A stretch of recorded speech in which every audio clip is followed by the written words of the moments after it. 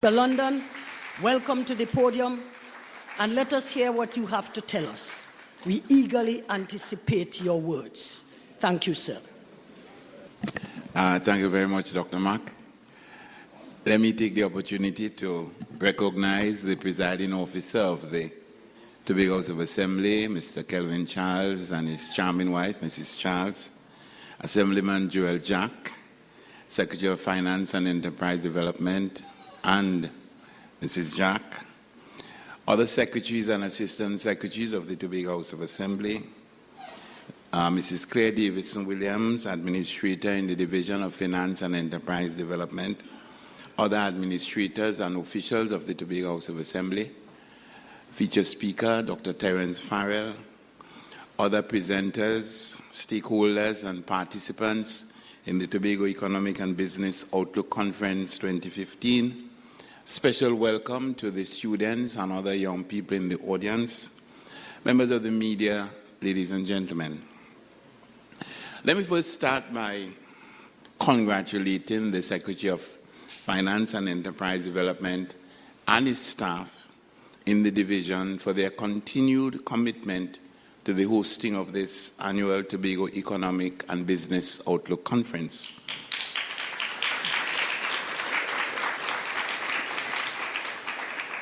This year's conference is the 9th in the series, and I've been to all of them, and every one of them has been conducted with a certain degree of professionalism, and I believe that Tobago would have benefited significantly from these conferences and, of course, from the utterances and the contributions of the presenters. And I therefore want to pay tribute to all of those, not just today, but over the past 8 years, who would have contributed.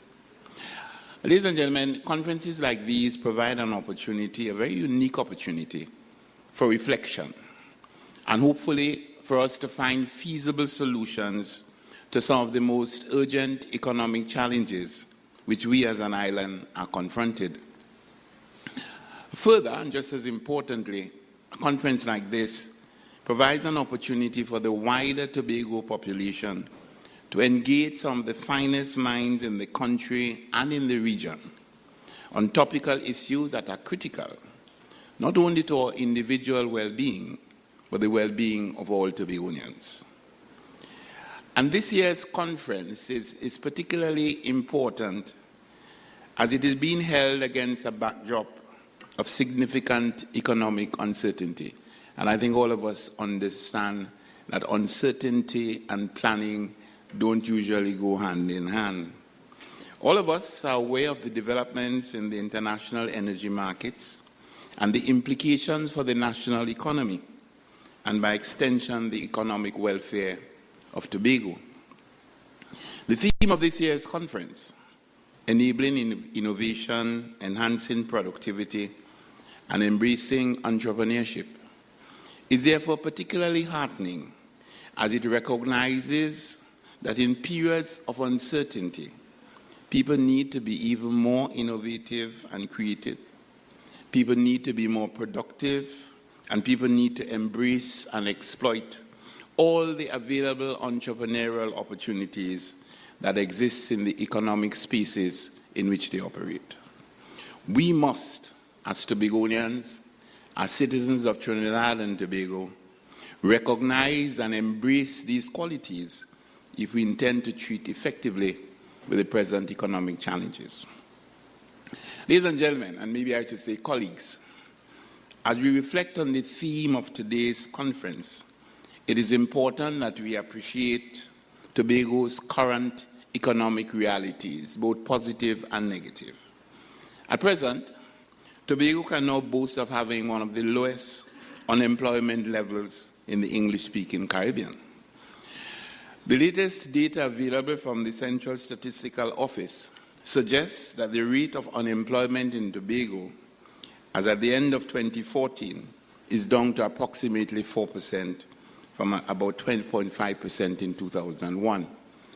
But I'm suggesting that as responsible decision makers, we've got to look beyond the numbers.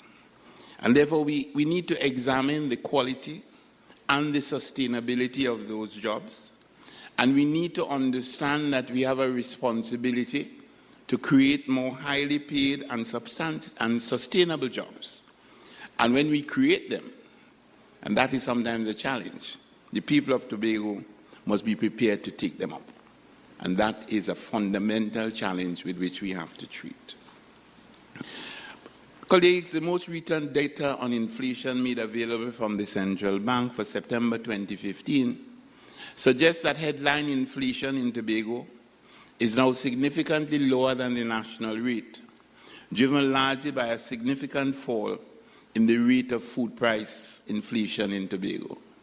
And again, this is a positive, but it is also a challenge, because we have got to ask ourselves how much of that decline in the food inflation was because of what is happening in Tobago. And therefore, one of the issues with which we have to treat is the whole issue of food security. And in what way is Tobago contributing to its own food security? So I'm suggesting to us that although the numbers might look positive, we got to look behind the numbers and ask ourselves if we are in fact doing as well as we think we are, and if we're doing as well as we think we are, how we can do better. So, brothers and sisters, notwithstanding the strides we have made in reducing unemployment and inflation in Tobago, a significant economic challenge we need to face, or we continue to face, is the need to diversify the island's economic base and transform the economy. And you're quite right to ask what's new. Indeed, the survey of business establishments conducted earlier this year by the Division of Finance and Enterprise Development confirms that for the period 2011 to 2014, the services sector is still by and large the dominant sector in the Tobago economy, accounting for approximately 90% of the island's GDP. The survey also indicates that the services sector, generally government activity, the financial sector and the tourism sector contribute overwhelmingly to the island's GDP. In addition, the most recent labor force data available from the CSO for Tobago suggests that the state sector employs about 60% of the labor force, obviously leaving 40% to the private sector. Obviously, ladies and gentlemen, we have work to do. These statistics point to certain weaknesses in our economy which have to be addressed and have to be addressed urgently, especially in the present environment with the level of volatility existing and the level of uncertainty. So as we speak to one another today, we have to be conscious of those realities and, of course, find ways and means to translate the talk in this room to action outside of this room. Therefore, the diversification of the island's economy remains one of our prime priority developmental objectives, as clearly articulated in our comprehensive economic development plan for Tobago, or roadmap to guide the island's development over the next few years. Ladies and gentlemen, critical to our strategy of diversification of the island's economy and the development of the private sector on the island is the need to create the enabling environment to ensure greater creativity and innovation in our society. In a global and regional economic environment that is dynamic and plagued with uncertainties, our businesses in Tobago will only develop and maintain competitive advantage in the various industries in which they operate if they engage in continuous innovation. That is, our businesses must continuously strive to reinvent themselves, to find new ways of doing the things they now do, and to find new things to do. And I'm always saying that if you're in business and you're making money, and you're making the same amount of money now that you're making 10 years ago, even if you're rich, you're a failure. And that has to be our philosophy. We must not believe that we are too small to engage in meaningful innovation. We must always strive to think big. Even as we act local, we cannot and lose sight of the global picture. Act local but think global should not be just a platitude. It in fact should be our mantra.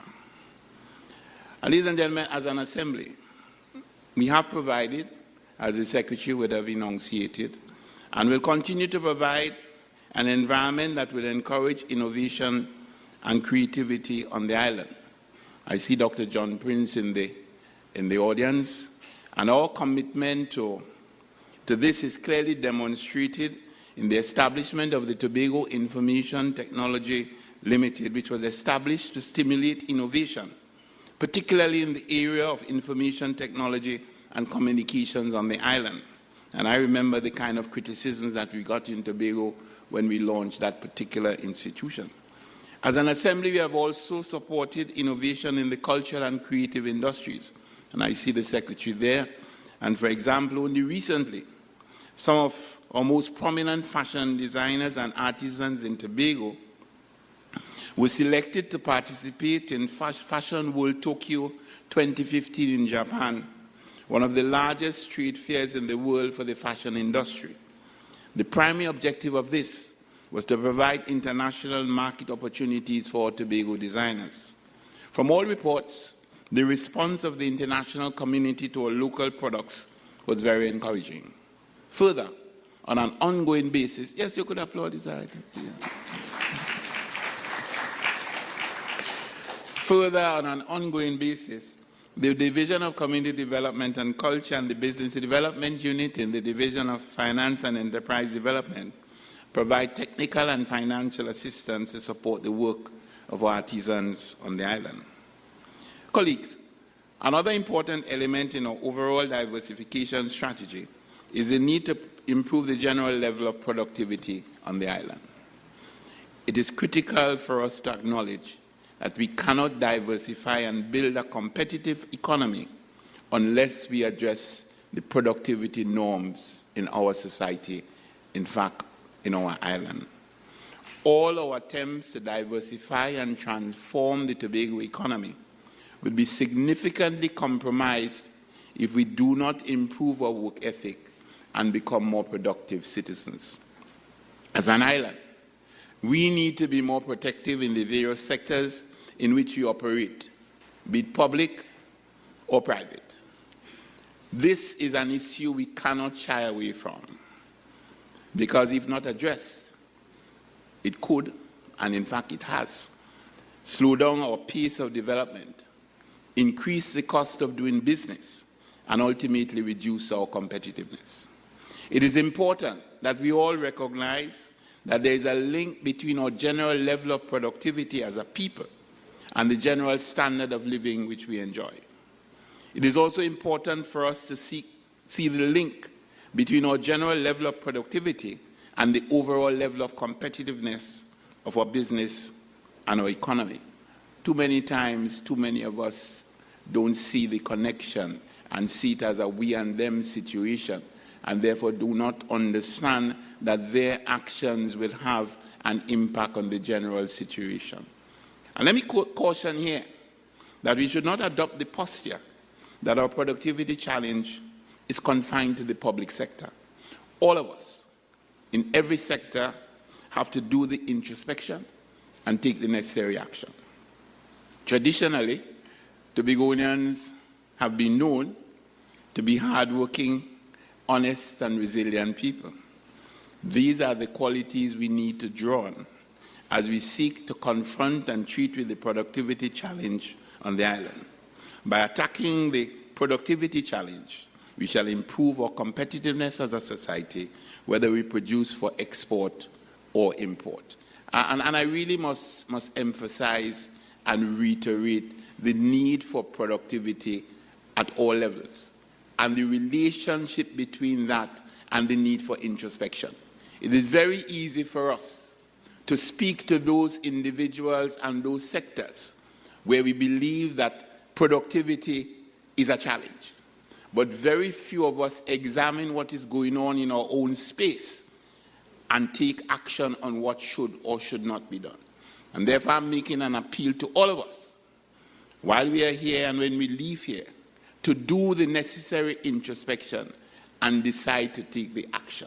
Because all of us are responsible, all of us to a certain extent are a little bit guilty, and therefore all of us have to take the relevant action. Ladies and gentlemen, the need for us to improve the general level of productivity on the island is even more urgent as we prepare ourselves for self-government. While I remain heartened by the recent assurances by the Honorable Prime Minister that the issue of self-government for Tobago will be treated with urgency once and for all, I also recognize, and I think all of us should, that with self-government for the island, our responsibilities will be significantly expanded. I make the point all the time that there is an analogy that you can draw between what is happening in Tobago and what happens to us as we move from one stage in life to another.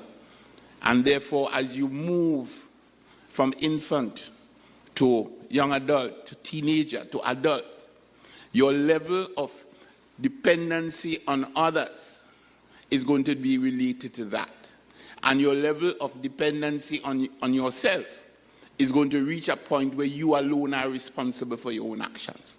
And I'm saying to us as Tobagonians, when we get self-government, we have nobody to blame. Sometimes a very comfortable position to be in. When things go wrong, you have somebody to blame. But I'm saying to us, we have to understand that with self-government, we take responsibility for actions and for the consequences of our actions. And in order to do that successfully, there has to be a mindset change. And I'm appealing to us, because we can prove the naysayers right if we end up with a situation where we have self-government and we do not have the mindset to benefit optimally from it. I therefore wish to reiterate that if we are to enjoy optimal benefit from the new governance arrangements, it is imperative, and it bears repetition over and over, that we improve the general level of productivity on our island. Ladies and gentlemen, all of us are aware of the depressed prices in the international energy market and the decline in energy revenues and tremendous uncertainty as to whether energy prices will be rebound. And therefore, we got to be more efficient in what we do. We must seek to make better use of our limited resources and ensure that we get value for the money we spend. These are the kind of strategies we must adopt if we are to minimize some of the deleterious consequences of the developments in the international energy markets on our economy. While we are heartened by the fact that thus far there have been no significant budgetary cuts to the Assembly, this is a situation that we cannot take for granted. It is important that we recognize that should the situation with respect to energy prices deteriorate, downward adjustments in our budgetary allocation may become necessary. It is therefore against the backdrop of developments in the energy sector, we need to view our productivity challenges. And I want us to recognize that we in Tobago accept the fact, and we must, that we are in a partnership with the central government and the rest of the country. And therefore, if there are sacrifices to be made, we will have to share in those sacrifices. And if there's a particular mindset which the Prime Minister and his team would be attempting to instill in the entire country, we in Tobago must also be aware that that has to be our mindset. And therefore, value for money, efficiency, productivity, integrity, all of those are issues which are always important. But I think in this particular period of time, they become even more important. And therefore, the need, again, if it's two words I want to leave with you, introspection and action. Colleagues, as an assembly, we will continue to do whatever it takes to prepare people to be more productive citizens and to contribute more meaningfully to the development of the island and the country. And I don't want to repeat some of what the Secretary says, but I just want to remind us of the financial assistance program administered by the Department of Advanced Training and Advisory Services. And the Assembly spends between $6 to $8 million annually to support Tobagonians pursuing tertiary education in a wide range of disciplines, both traditional and non-traditional. and there are a number of stories that gladden the heart. I can share with you the daughter of a CPEP worker who is now a medical doctor because of the support given from DATAS. And what we've done is to give people hope and to signal to the young people of Tobago that your economic or your financial situation should not determine your lot in life. And I think this has been a very successful initiative. DATAS, thank you very much.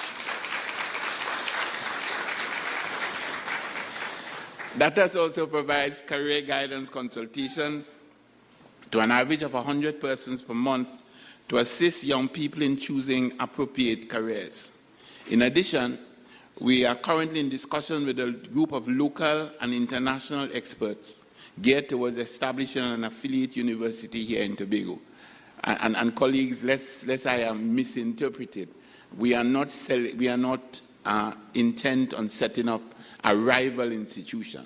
We believe that Tobago has certain advantages, and we believe that if we are able to set up a university or a tertiary level institution that treats with some of the advantages that we have in Tobago, where we use, for example, our response with respect to the environment, with respect to the hospitality, with respect to the to forestry and so on, areas where we have certain strengths with respect to health, we can in fact set up an institution here that has appeal both regionally and internationally. So that our idea is not to ape what is going on in any other part of the country, but rather to enhance the contribution of Trinidad and Tobago and to enhance the options that are available in Trinidad and Tobago. And I think that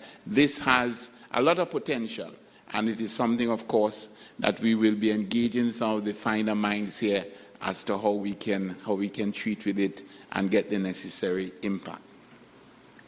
Our objective, in addition, as I said, to increasing the population of the labor force with tertiary education, which today stands at about 13%. And I just want to introduce here the whole question of catch-up. Over the past decade, we have been involved in really ensuring that we do what is possible for Tobago to catch up. And the point one has to make is that if you are catching up, you have to run faster. You have to have certain advantages. And therefore, we have a responsibility as the Tobago House of Assembly to nurture an environment in which the Tobagonian can run faster than the rest of the population. Because if that does not happen, you'll never catch up. And that is why we do some of the things that we do, and we do them so consistently, because we want to reach a point where the people of Tobago and the people of the rest of the country would be at the same level. But I want to tell the people of Tobago that if you nurture the environment for people to catch up, and instead of running, the people sitting down or walking, they're not going to catch up. So it has to be a correlation between what the Assembly does and the response of the people. And therefore, in the initiatives include our YES program in the Division of Finance and Enterprise Development, the host of professional development training programs in areas such as time management, team building, report writing, and etiquette in business. Our young people, colleagues, have all the opportunities to prepare them for the world of work. I'm urging the young people to utilize those opportunities. Further, through the Tobago Information Technology Limited, we established IT literacy and walk-in centers in communities throughout Tobago to bring computer literacy training and IT facilities to Tobagonians free of charge. At present, there are about 12 walk-in centers in Tobago. And since the start of the IT literacy and walk-in centers in 2008, about 38,000 persons utilize our walk-in centers, and over 3,000 persons receive IT literacy training. And you've got to put that in the context of a population of 60,000 people. Our investment in ICT is geared towards ensuring we develop the kind of labor force that could effectively leverage the use of information technology. And then, brothers and sisters, we encourage entrepreneurship because we understand that we have to give people an opportunity to encourage and to enable them, to get involved in these entrepreneurial activities. And at present, we have a number of initiatives in place to provide opportunities and support for enterprising Tobagonians, and these will be continued and they will be intensified. For instance, at the Business Development Unit in the Division of Finance, we provide loans and grants as well as business advisory services to Tobagonians wishing to start new businesses and to expand existing enterprises. So we don't just give people the resources, we hold their hand, we encourage them, we pull them up when they fall down, so that basically the failure rate is minimized because of that close relationship between the client and the institution. Since the inception of the Business Development Loan Program in 2003, loans totaling $27.1 million have been disbursed to 262 Tobagonians to facilitate entrepreneurial activities. In respect of the grant program, since its introduction in 2011, grants totaling $11.8 million have been disbursed to 688 Tobagonians. Interestingly, quite a significant amount of the recipients of the grants have been women and young people, and that is something that is quite heartening. While at present, the maximum amount of money persons could access in the grant program is $25,000. Persons could access up to a maximum of $250,000 from the Business Development Loan Program. However, the Assembly is considering proposals to raise the ceiling on both programs. One critical advantage of these programs is that areas like agriculture and fishing, which traditionally have been viewed by commercial banks as too risky, also receive financial support. Moreover, the Cove Eco-Industrial Park, we continue to develop suitable infrastructure to allow new and existing businesses to be established and to be expanded. At present, as the Secretary indicated, we have 2 multipurpose units being constructed to provide space for small and micro agro-processing enterprises. The first MPU is almost ready for occupation, and the second is expected to be completed within the next 2 months. I also wish to advise that we are also, as we speak, going to be sending out an RFP for a Tobago energy plan where we will be able to utilize the advantages that we have at the Eco-Industrial Park. Because a lot of us might not know, but at that park, what we have is a $2 billion pipeline, a $1 billion pipeline bringing natural gas from the BHP Billiton field. We have a $300,000 processing plant. We have a $100,000 64 megawatt electricity plant. And then we have an industrial estate. So basically, we have the fundamentals to really develop something of significance. And we are going to be engaging a consultant after the RFP has been completed to ascertain how best we can utilize these significant advantages to bring a new kind of development in Tobago, whether it is downstream, whether it is pharmaceuticals, whatever the experts will tell us. Because, as we said earlier, we got to do new things, and we got to do old things better and differently. The first MPU is ready for completion, occupation, and the second is expected to be completed within the next 2 months. In addition, through a venture capital company, the Assembly provides support to non-traditional business ventures which will not normally receive funding given our risk-averse banking and business culture. The venture capital company provides support for business proposals where the funding need that extends beyond the current limit, extends beyond the current limit of the Business Development Loan Program. For example, only recently through venture capital company, the Executive Council approved the sum of $1.9 million to assist the Pork International Group, a local company in the food processing industry, to expand its business operation. Beyond the initiatives in the Division of Finance and Enterprise Development, units in almost every division of the Tobago House of Assembly have initiated programs to provide opportunities to enterprising Tobagonians. For example, in the Division of Health and Social Services, there's the Project for the Realization of Economic Activity, where financial assistance is offered for persons to get involved in business. And it's amazing, what a difference this has made. I know of an example where just $7,500 was invested to assist a single mother to get involved in business, and now she can adequately support her family of 5 because of this initial investment. And there are a number of these success stories. In the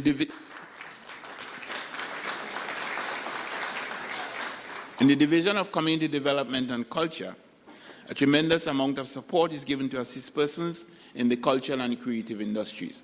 And I want to make the point here that in the ensuing months and years, the potential of the cultural and creative industries must be exploited. We have been looking at culture and the creative industries as just for entertainment and to give away. We have to reach the point where we understand the potential of that and be able to put in place the processes whereby this potential can be monetized. And this is going to be one of our major challenges and our major focus in the ensuing months. Ladies and gentlemen, the issues of innovation, productivity, and entrepreneurship being treated within this year's conference are not only relevant to Tobago, but to the entire nation. Indeed, one of the primary factors cited by Moody's for the downgrade of the national economy earlier this year was the limited diversification of the national economy. This, together with depressed prices on international energy markets and the significant volatility in these prices, highlights the need for us as a nation to make economic diversification a reality. Innovation, productivity, and entrepreneurship should be key elements of our national strategy. These, of course, were highlighted by the Minister of Finance in his recent budget statements. I am pleased that the Minister recognized Tobago's role in this scenario and has provided support not only for our tourism sector, but for the agriculture and fishing sectors, as well as our efforts to foster enhanced business activity at Cove and other locations in Tobago. And I want to tell the business sector in Tobago, especially those involved in the tourism sector, that as the challenges continue to mount for the energy sector, we have to understand the importance of having a robust tourism sector. And it means not only that we have to improve our infrastructure, we have to improve our level of service, and Tobagonians have to become more involved in that sector and be prepared to work in the sector. This is one of our major challenges, and it has to be addressed. Ladies and gentlemen, there are challenges ahead for Tobago and for Trinidad and Tobago. Serious challenges, maybe even daunting challenges. But I'm reassured that with the new spirit of sensitivity, meaning, collaboration, and mutual understanding, the Tobago House of Assembly and the central government can work together to surmount these challenges. As I close, I urge all of you here to participate fully in the discussions today. Ask as many questions as you want. Take advantage of the opportunity to interface and interact with the presenters and your colleagues. As in all the previous years, I have been impressed by the high-caliber lineup gathered here today, and we must make optimum use of them. I urge all of us present here today to deepen our resolve not to allow this forum to be another talk shop. We must be able to transform the talk and ideas which I know will emerge today into meaningful action. But I also want to suggest that the conversation cannot end here. Too many times we come to these nice air-conditioned rooms and we have intelligent conversation. And then you go ahead and you continue doing what you've done before. This nice, intelligent conversation has to resonate outside of this room, outside of this space, outside of this time. And therefore, I'm hoping that the Division of Finance has a strategy whereby it could utilize all the activities which take place today in a manner that ensures that the conversation would continue and that the conversation would spread throughout the communities. Because sometimes we have an elitist approach towards consultation. And all of us bright people sit in this room and say the right things to other bright people. And then the people outside there who have to participate in the process, if the objectives are to be achieved, we do not make any conscious effort to allow them to buy into the process and to allow them to understand and to, in fact, consider themselves to be part of this process. So I'm suggesting to all of us that one of the challenges which we face and one of the challenges to which we must respond is getting the message out there, getting the buy-in from the people so that the people can be part of the process. So brothers and sisters, we have an opportunity. I know this is going to be a good conference. I know you're going to have very powerful presentations. But I urge you, do not allow the conference to end today. And with that, I take very great pleasure in declaring this conference, this important meeting of the minds, officially open. I thank you.